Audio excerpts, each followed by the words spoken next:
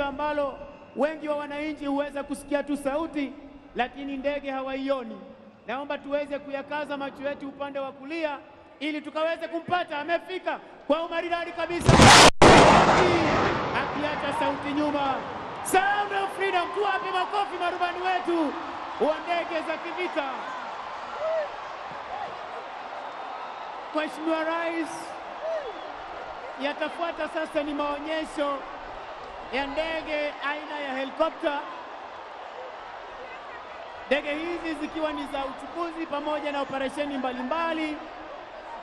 Helikopta ya kwanza ambayo itakuwa inatufungulia maonyesho leo hii aina ya Yuhi, ambayo helikopta hii hurusha vikosi vya dharura, ukipenda Rapid Response Units, ambao huweza kufika katika